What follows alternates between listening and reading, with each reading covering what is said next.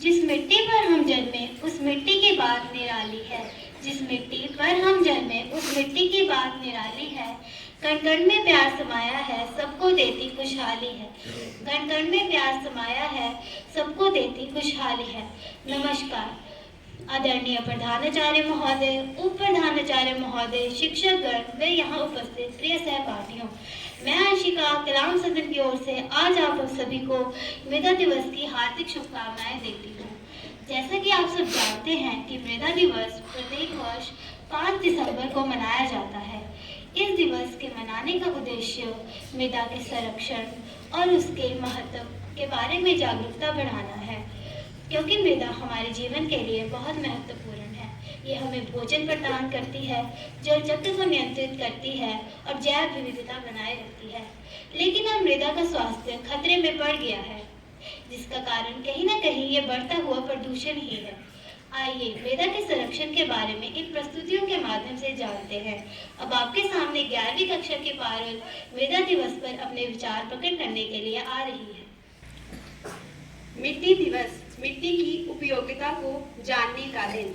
आदरणीय प्रधानाचार्य महोदय, उप प्रधानाचार्य महोदय, अध्यापक वर्ग व मेरे प्रिय सहपाठियों, मैं पारुल शर्मा कक्षा 11वीं की छात्रा आज आप सभी के समक्ष मिट्टी दिवस के ऊपर अपने विचार प्रस्तुत करने जा रही हूँ।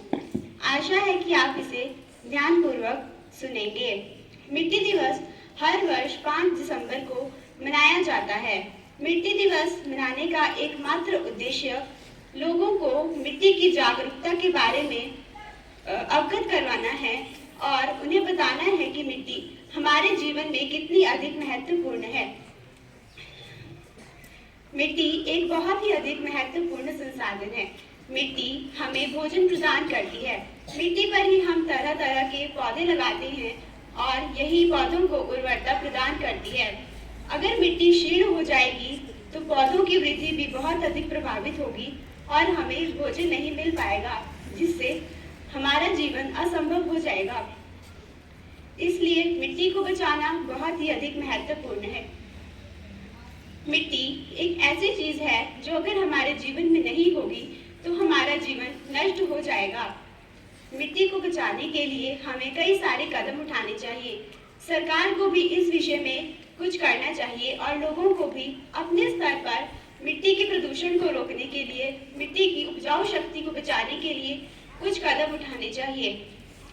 जैसे कि प्लास्टिक का उपयोग बहुत ही कम करना चाहिए, क्योंकि प्लास्टिक एक अनवीकरणीय संसाधन है और इसके नवीकरण होने में हजारों लाखों वर्ष लग जाते हैं और मिट्टी में पड़ा पड़ा यह मिट्टी को सड़ाता और गलाता रहता है।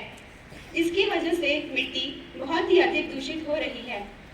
आज मनुष्य को अपने ही क्रियाकलापों की वजह से जल प्रदूषण, वायु प्रदूषण और ध्वनि प्रदूषण के साथ साथ मिट्टी के प्रदूषण को भी झेलना पड़ रहा है, जो कि सुनने में तो बहुत अजीब लगता है लेकिन पूर्णतः सच है।